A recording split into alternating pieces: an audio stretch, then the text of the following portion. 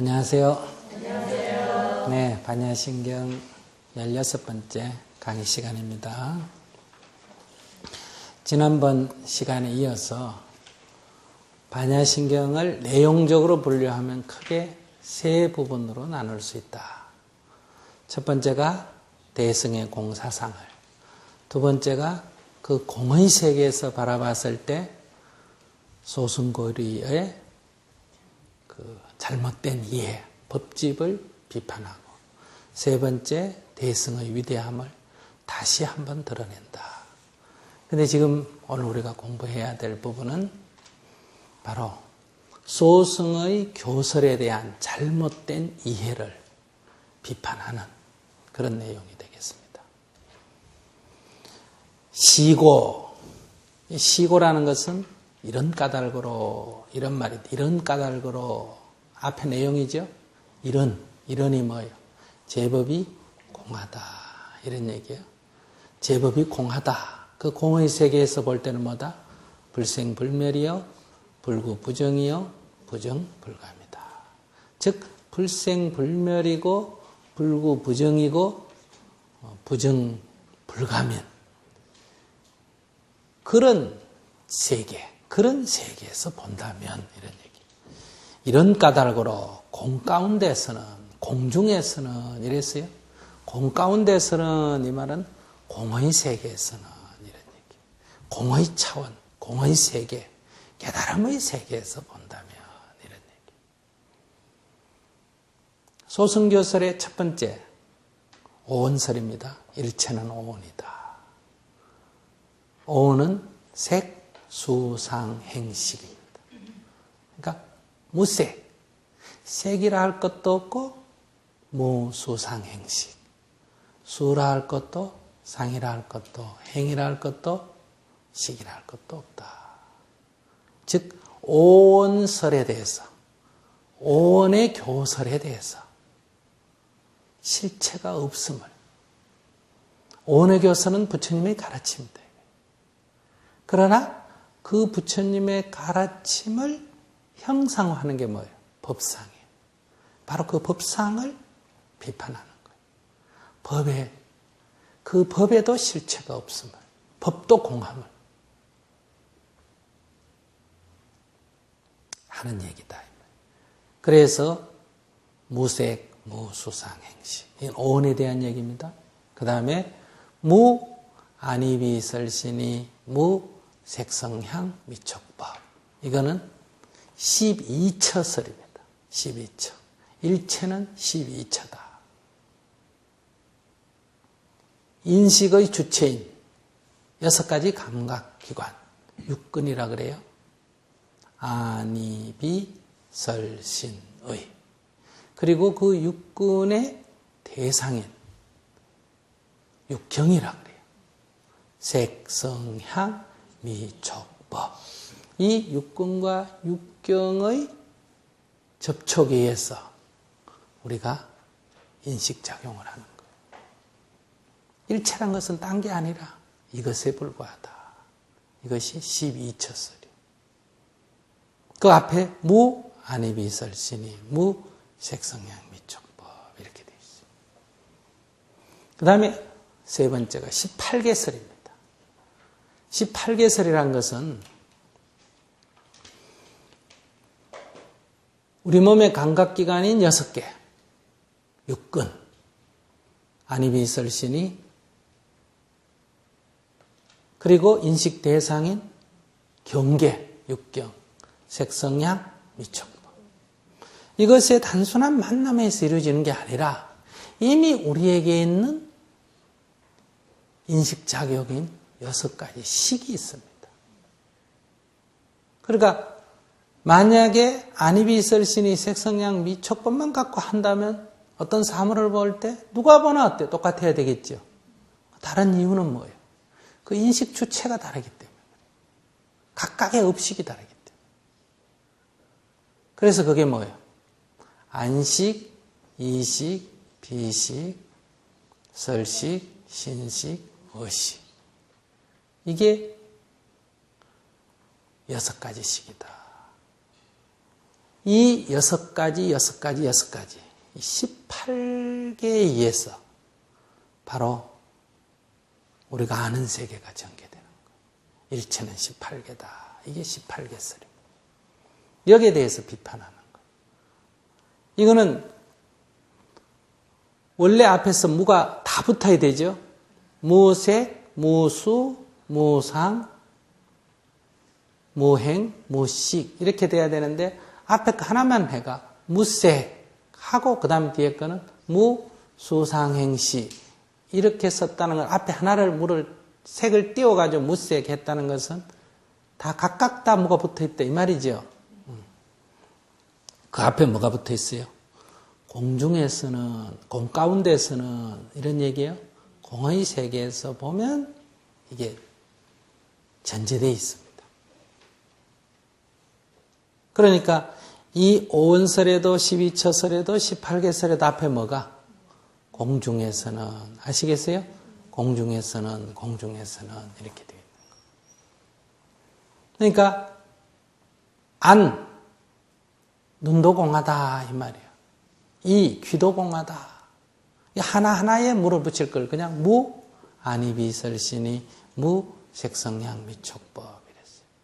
그러면 18개는 이게 안이비설신이 색성양 미촉부터 안식부터 의식까지 이렇게 18개로 되어 있으니까 너무 길어.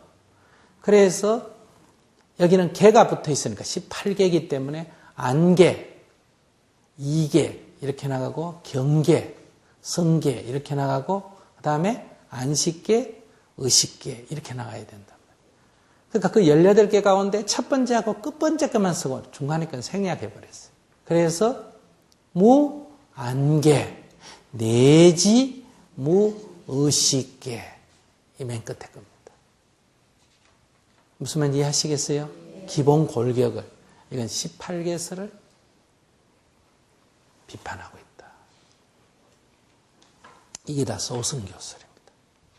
소승교설의 법집에 집착함을 비판한다. 그래서 법도 공함을 지금 깨우친다. 이런 얘기. 그 다음에 이제 12연기입니다. 연기법을 관해서 깨달음에 이르는 거예요. 연기법 가운데 12연기가 뭐예요? 무명, 행, 식, 명색, 유깁, 촉, 수, 애, 취, 유, 생, 노사 이래요. 이것은 이제 그때 가서 자세히 설명을 드리겠습니다. 일단 기본 골격을 얘기해야 되니까. 기본 구조를 말씀드려야 되니까. 그러니까 무명이 있으므로 행이 있고 이렇게 됩니다. 아시겠어요? 무명이 있으므로 행이 있고 행이 있으므로 식이 있고 이렇게 해서 결국은 유가 있으므로 생이 있고 생이 있으므로 노사가 있다. 다시 무명을 타파해버려. 무명이 없다면 뭐가 없어진다? 행이 없어지고 행이 사라지면 식이 사라지고 이렇게 해서 생이 사라지면 노사도 사라진다. 이렇게 해서 무명을 타파함으로 해서 생로병사에서 벗어나는 모든 고뇌에서 벗어나는 그런 수행법이란 말이에요. 근데 여기 무무명 그랬어. 무명이라는 것이 있어서 없앤다. 이렇게 소승은 알고 있다. 이거예요. 근데 사실은 무명이라고 하는 것에도 무명이라고 하는 실체가 없다. 그러니까 무명이 없으므로 무명을 없앤다라고 할 것도 없다. 무명의 다함도 없다. 그게 뭐예요? 무무명, 영무, 무명진. 가운데 10개를 생략하고 무노사, 노사가 없으므로 또한 노사의 다함도 없다. 이렇게 해서 12연기에 대해서 쓰여지고 있습니다. 4가지. 그 다음에 5번째. 소승 가운데 성문승은 기본 수행법이 뭐예요? 4성제입니다. 영각승은 12연기고 성문성은 사성제. 사성제란 게 뭐예요? 고집멸도예요. 이것이 괴로움이다. 이것이 괴로움의 원인이다.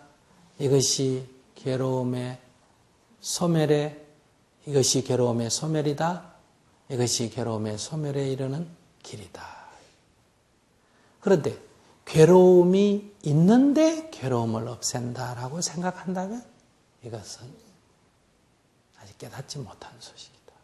그러니까 괴로움이 없다. 괴로움이라 할 실체가 없다.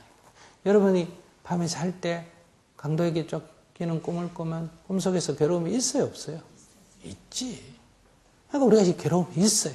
눈을 뜨고 나서 보니까 사실은 괴로워하기는 했는데 괴로울 일은 있었어요, 없었어요? 없었어요. 괴로울 일이 있어가 괴로운 게 아니고 그냥 환영에 휩싸여서 괴로운 거예요. 그러니까 괴로워할 일이 없다, 이 본래. 이건 여러분들이 뭔가 깨달음의 맛을 봐야 돼요. 괴로워할 일이 없다는 거. 괴로움은 있지만 괴로워할 일은 없어요. 괴로워할 일이 있으니까 괴롭다. 그렇지 않습니다. 괴로워할 일은 없지만 우리는 어떤 착각에 의해서 지금 괴로워하고 있는데 깨닫고 보면 괴로워할 일이 없는 거구나. 괴로워할 일이 없다면 괴로움도 있어요, 없어요? 없어. 괴로워하는 건 비정상이에요. 정상이 아니에요.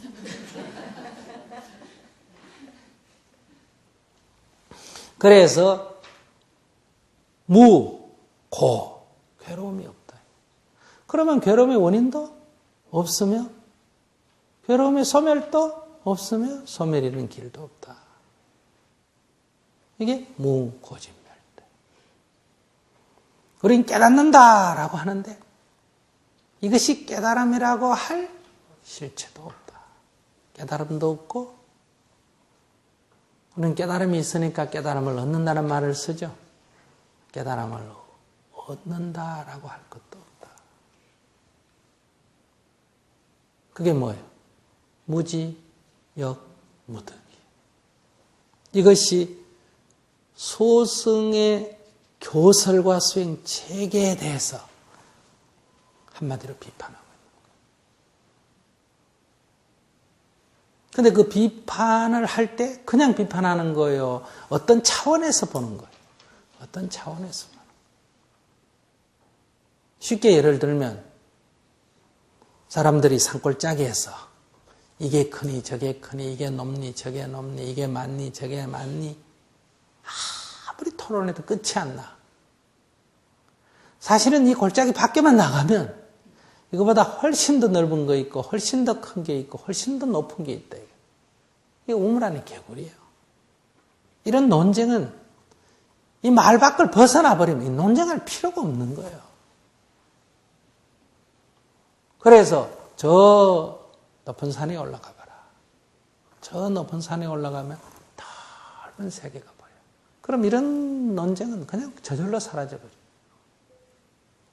그래서 손가락이 가리키는 그 꼭대기에 올라갔다 이거예요.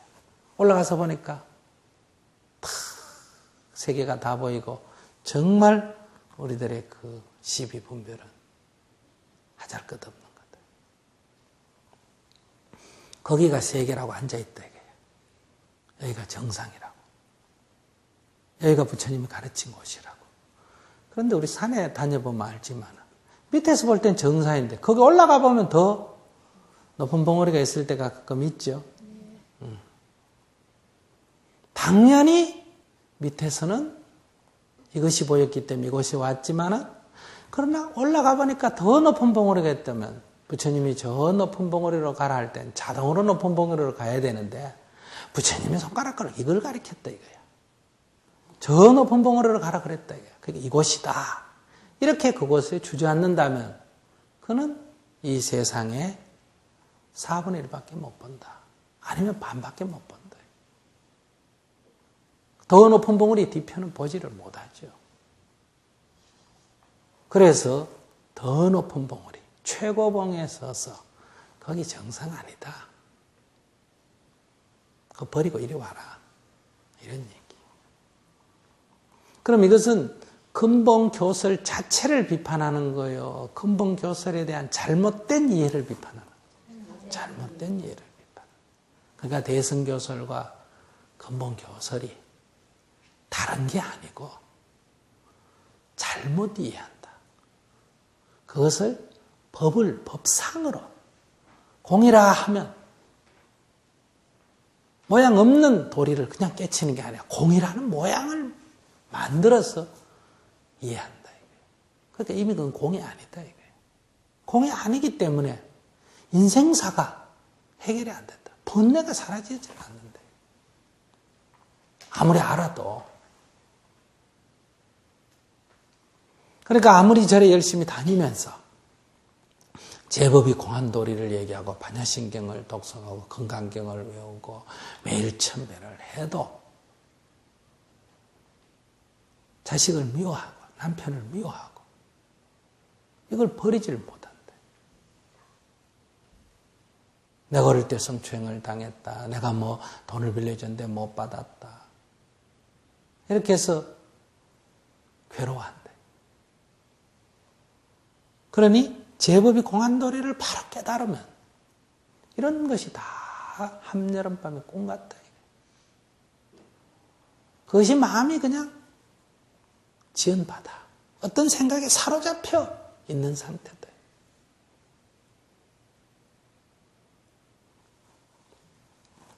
그래서 이것은 법을 잘못 이해했다. 법의 모양을 지었다. 그래서 법상이다. 법집이다. 이렇게 부르는 거예요. 그러니까 그 법집을 타파하고 법마저도 공함을, 법에 대한 집착마저도 버려라. 이게 부처님의 뗏목에 대한 비유다. 자, 이렇게 해서 이 교설에 대한 잘못된 이해를 비판하면서 이 사회절의 사리자로 대표되는 소승을 바로 대승보살의 세계로, 깨달음의 세계로 지금 인도를 하고 있다. 이런 형식을 갖추고 있다 이 말이에요. 자, 하나하나 설명하는 것은 이제 다음 시간에 다시 하더라도 이 법집을 떠난다. 법집을 벗어난다. 참 중요한 겁니다. 내 생각을 고집하는 이걸 뭐라 그래요? 아상 또는 아집이라 그러죠.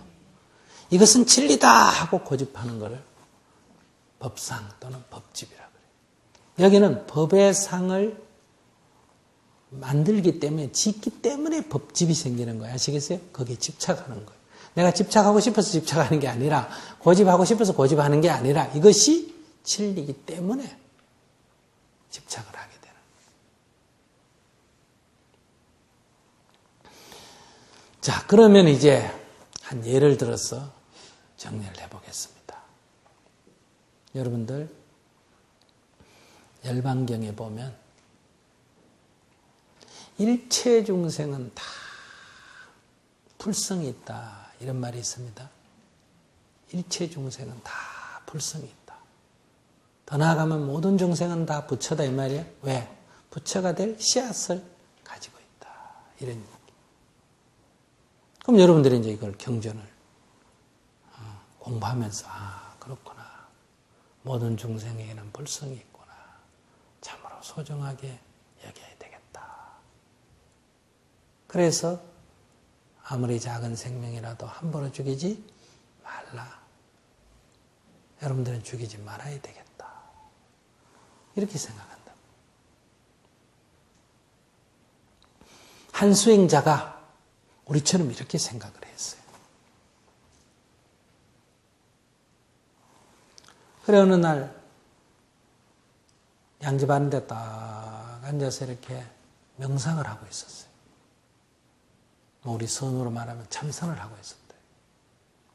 그런데 옆에서 뭔가 자꾸 따가닥 소리가 나는 거예요. 무슨 소린가 궁금한 거 옆에서 따가닥거리면 궁금해요 안 해요? 궁금하지. 집중도 안 되고. 근데 딱 화두를 갖고 참고를 하는데 이렇게 보면 돼요 안 돼요? 안 되지.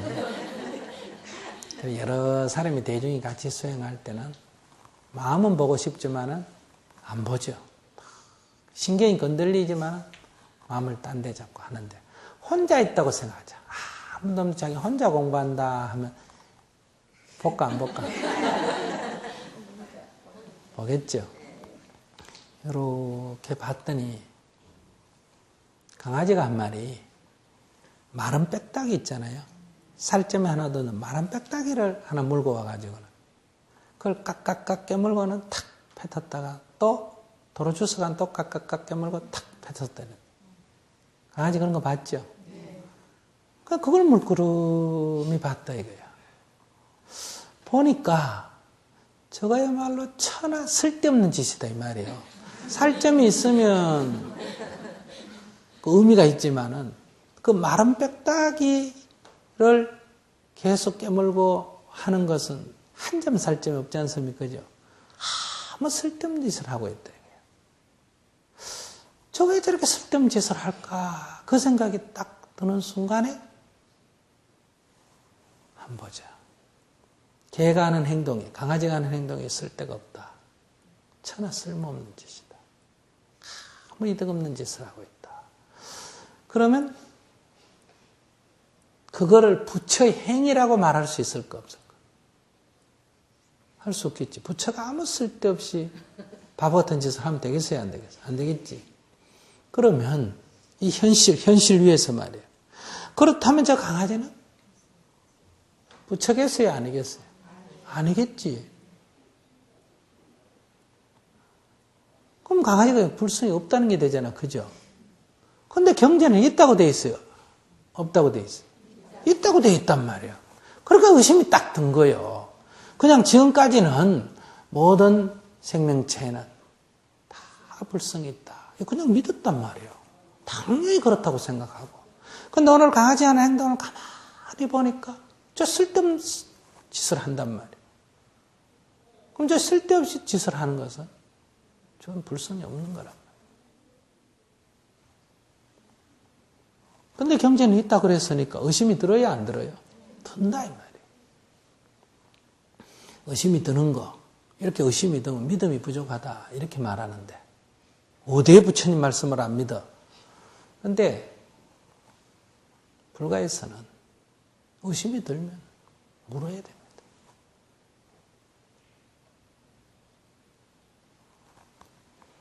그래서 이것은 실제 일어나는 것을 보고 의심이 일어난 거예요. 이 실제 일어나는 것을 보고 의심이 들어야 이 활구가 됩니다. 살아있는 화두가 되는 거예요. 의심이 들어서 가서 물었어요. 스승님께. 스승님, 왜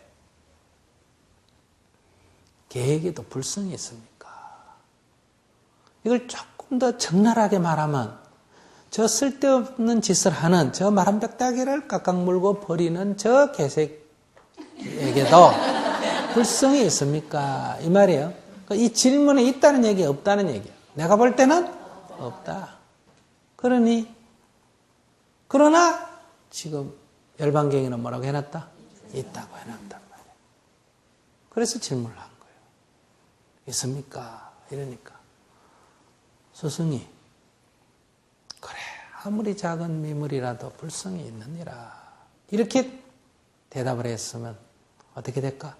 아 저래 쓸데없이 하는 것 같지만 내 눈에 그래 보이지 그래 맞아 다 불성이 있구나 이렇게 돌아가면 되겠죠. 근데 스승이 개에게도 불성이 있습니까? 이럴 땐 딴 건 다 생략됐어요. 왜 질문했는지는 이제 이해하시겠죠? 이런 사유로 의문이 들어서 질문을 한 거예요. 그냥 물어본 게 아니고. 그럴 땐 스승이 딱 하는 소리가 야 이놈아 개새끼한테 무슨 불성이 있노? 이러는 거예요. 이제 점잖게 말하면 뭐다? 무! 이랬단 말이에요. 없다! 이랬단 말이에요. 그때 이 말을 듣고 스승이 이 말을 듣는 순간에 눈이 멀어버리고 귀가 먹어버렸다. 멍해져 버렸어요. 완전히 하나도 안 보이고 깜깜해져 버리고 아무 소리도 안 들리는 그런 눈 멀고 귀 먹은 상태에 빠졌다. 왜 그럴까? 여러분들은 이 말 들어도 그래 안 되죠? 여러분들은 진지하게 고민해서 물은 게 아니기 때문에. 지금 여기에는 이것이 나의 것으로, 나의 아주 인생의 심오한 과제로 여러분에게 안 돼 있기 때문에 이건 남의 얘기예요. 이분은 이게 진지하게 관찰하고 궁금해서 물었기 때문에. 근데 여기에 대답이 스승이 없다 하면 첫째 나타나는 현상이 뭐예요?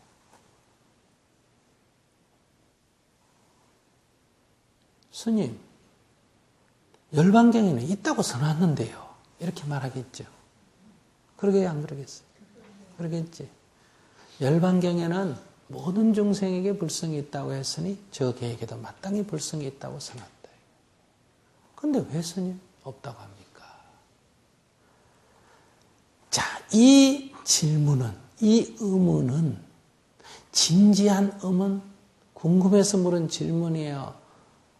스승님 말씀 틀렸다는 얘기. 틀렸다는 얘기. 경전에는 있다고 써놨다. 그 스님 말씀 틀렸습니다. 자, 스님 말씀 틀렸다. 스승님 말씀이 틀렸습니다. 그러면 이 선에서는 스승의 가르침을 따라서 공부를 해야 됩니다. 그냥 책 보고 공부하는 게 아니에요. 이심전심으로 그렇게 마음과 마음이 교감을 하는 거예요. 그런데 스승을 불신하고 스승을 믿지 않는데 내가 깨달음을 얻을 수 있어요? 없어요? 없지. 그러니까 스님 열반경에는 있다 그러던데요. 이러면 이미 틀렸어. 이 스승을 불신하는 데. 두 번째. 스님 그렇습니까? 스님 말씀 맞습니다. 이렇게 믿었다. 스님의 말을 그대로 믿으면 누가 거짓말한 게 된 거예요? 부처님이 거짓말한 거예요. 부처님이 틀렸다 이게. 열반경에는 왜 있다고 그래 잘못 기록했을까? 그러면 불자가 부처님의 말씀을 안 믿고 그걸 갖다가 부정하고 의심을 하면 깨달을 수 있어요? 없어요? 없어. 그러니까 없다 하는 이 말을 들었을 때 우리가 나타내는 태도, 우리들의 기본 마음은 부처님을 불신하거나 스승을 불신하거나 둘 중에 하나예요. 그래서 우리는 기본적으로 깨달을 수가 없습니다.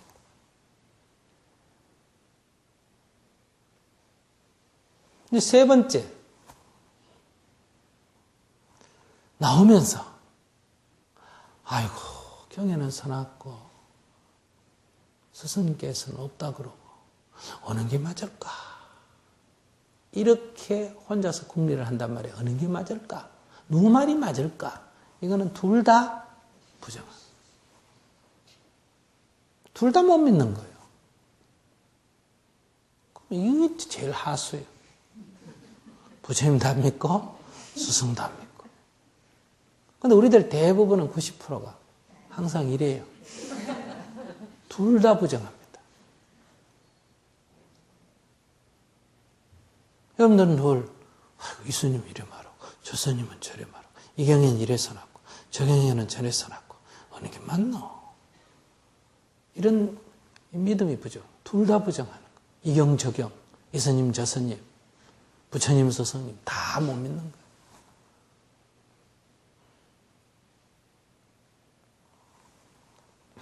그러면 깨달으려면 어떻게 해야 된다?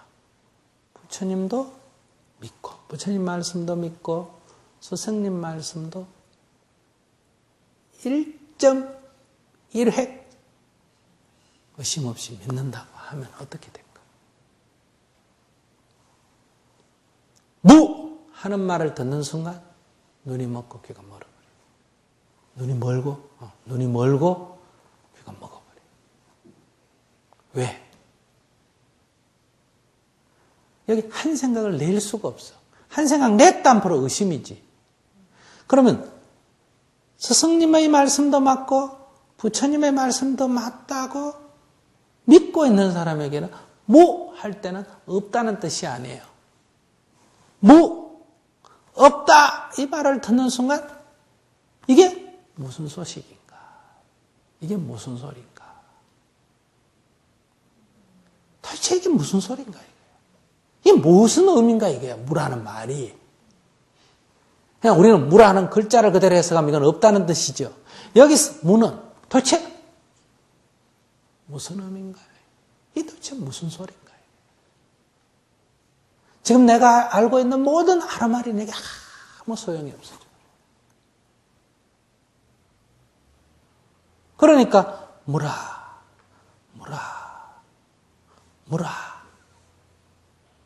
이게 목구멍에 생선가시가 딱 베겨가지고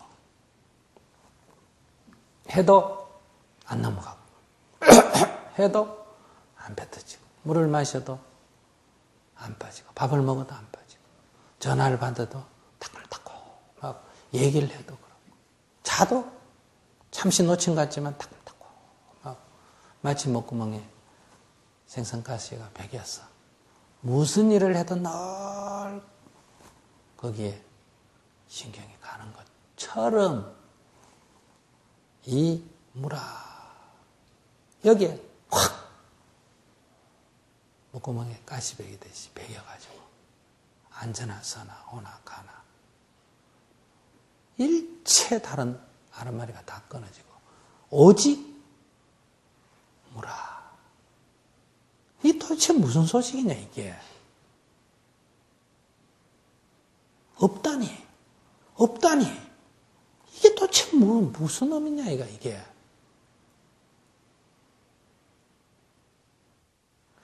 이렇게 참고에 들어가야 된다.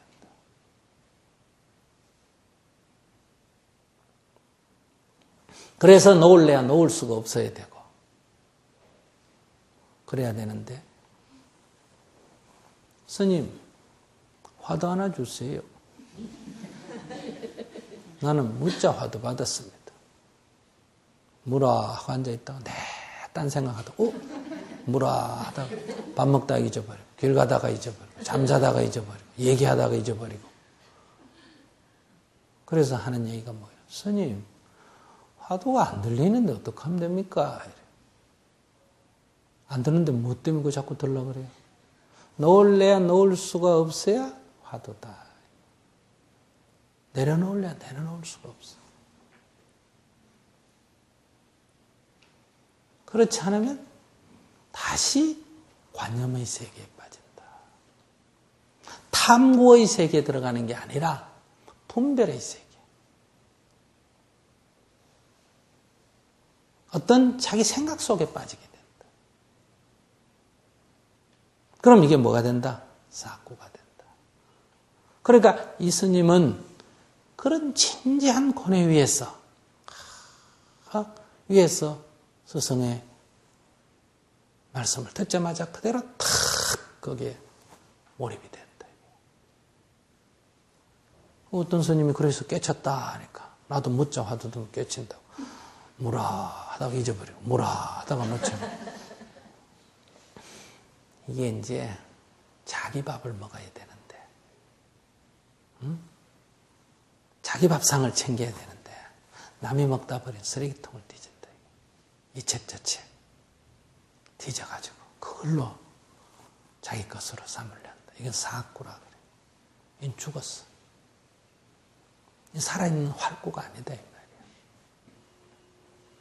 그러니까 여러분들이 삶에 있어서 진지해야 돼요. 진지해야 참고가 된다. 연구가 된다. 이게. 모방하고 답습하는 것으로는 안 된다.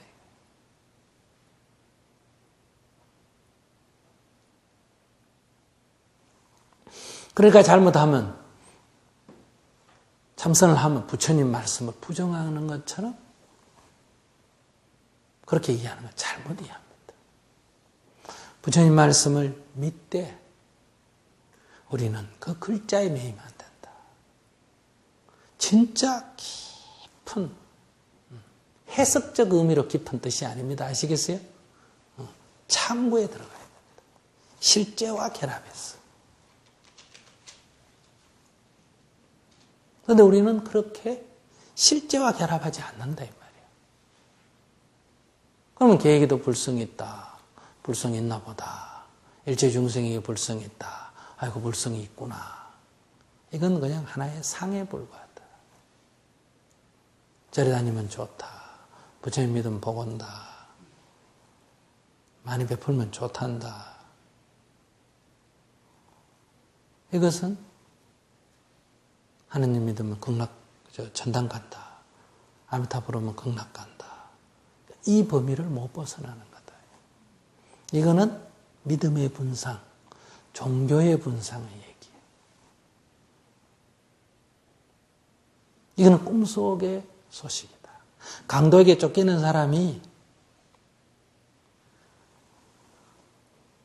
부처님 나 살려주세요. 관세음보살님 나 살려주세요. 하느님 나 살려주세요. 해서 살려줬다. 나를 구원해줬다. 그래 너무너무 고마워. 아무리 고마워도 이건 어디 세계다? 꿈속의 세계. 눈을 뜨면 강도도 없고 관세음보살도 없다. 이게 붓다의 값이며 대자대비하신 부처님의 값이며 대자대비하신 관세음보살님의 값이다. 바로 눈을 떠야 한량없는 가피를 여러분들이 얻게 된다. 바로 내가 부처님과 다름없는 그런 자유, 행복의 세계로 나아가게 된다. 이것은 천금을 주고도 어떤 지위를 주고도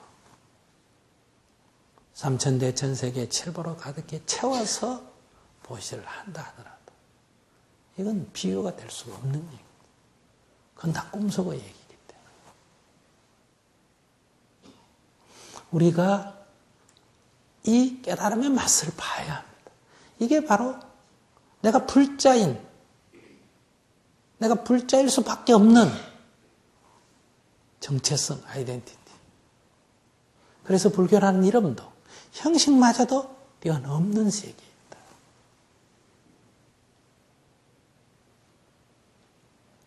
그런 상에 대한 집착을 떠나서 다시 그런 형식마저도 다 수용하는 그런 무중생들의 온갖 폭을 구하는 그 어리석고 애절한 마음도 다 받아 수용하는 다시 이 세상으로 오게 된다. 생사가 본래 없는 도리에 서지만 그러나 죽었다면 울고 태어났다면 웃는 봄, 여름, 가을, 겨울이 돌고 돌기 때문에 봄이라 한다 특별할 것도 아니고 가을이라 한다고 특별할 거 아니지만 봄대로 좋아하며 여름은 여름대로 좋고 가을은 가을대로 좋고 겨울은 겨울대로 좋은 이런 세상에 논일게 된다. 그러니 일체 중생에게 불성이 있다 하는 말씀은 여기서 뭐하고 같다? 일체는 오온이다 하는 말과 같습니다. 무슨 말 이해하시겠어요? 그 말이 틀린 게 아니다 이거예요. 그러나 우리는 그 말을 하나의 상으로 지어서 이것은 진리다 하고 하는 상으로 지어서 간직하고 있기 때문에 이것이 내 삶에서 작용은 안 한다. 그러니 그걸 깨뜨리기 위해서 스승이 뭐라고 했다? 보라 했단 말이에요. 근데 그 분별심으로 없구나 이렇게 가면 안 된다 이 말이에요. 아 틀렸구나 이게 아니란 말이에요. 소승교서는 틀린 것이구나. 이렇게 가버리면 그럼 소승불교와 대승불교는 대립된다. 네가 오느니 내가 오느니 된다. 이게 지금 그런 얘기하는 게 아니에요. 그러니 여기 우리는 계획에도 불성이 있습니까? 라고 할 때 없다라고 하는 스승의 말씀은 그 법집을 지적한 거란 말이에요. 그때 다시 우리는 이쪽으로 치우치면 안 된다. 그 의미, 그것이 갖는 의미가 뭐냐 이거예요. 무라. 이게 무슨 소식이냐 이거예요. 지금까지 하는 하루말이 그런 것으로는 이게 답이 안 나오는 얘기예요. 그래서 눈 멀고 귀 먹었다 이렇게 말하는 거예요.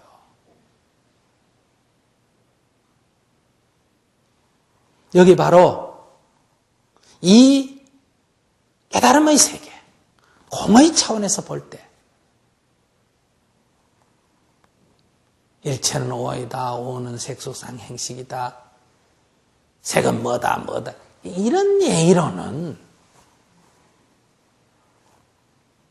안 되는 얘기예요. 그래서 바로 무색, 무수상 행식이라고. 그러면 이것에 갖다 의미가 뭐냐 이게 무슨 소식이냐 이게. 이렇게 들어가야지. 아, 오온설은 틀린 것이구나. 이건 수주이 나선 것이구나. 이렇게 가면 안 된대. 그래야 이게 회통이 된대. 소승과 대승이 선이 이상과 현실이 번뇌와 보리가 통일되는 둘이 아님을 아는 이런 경지로 우리가 나아가게 된다. 그러니까 앞으로 이 설명을 할 때 우리가 소승교설을 알고 소승교설이 그대로 진리입니다. 그러나 그것이 어떻게 이해하느냐에 따라서 그걸 어떻게 여러분들이 받아들이느냐에 따라서 그것은 법상이 된다. 바로 법상을 짓고 법집에 빠진 사람에게 앞에 실체가 없음을 무라 함으로 해서 화들짝 깨어나도록 한 거다. 이게 바로 반야바라밀다다. 꿈에서 깨는 소식이다. 꿈속에서 복받는 얘기하는 게 아니고 꿈속에서 구원받는 얘기하는 게 아니라 꿈에서 확 깨어나는 소식이다. 여러분, 불법의 위대함을 다시 한번 생각하면서 정진하시기 바랍니다.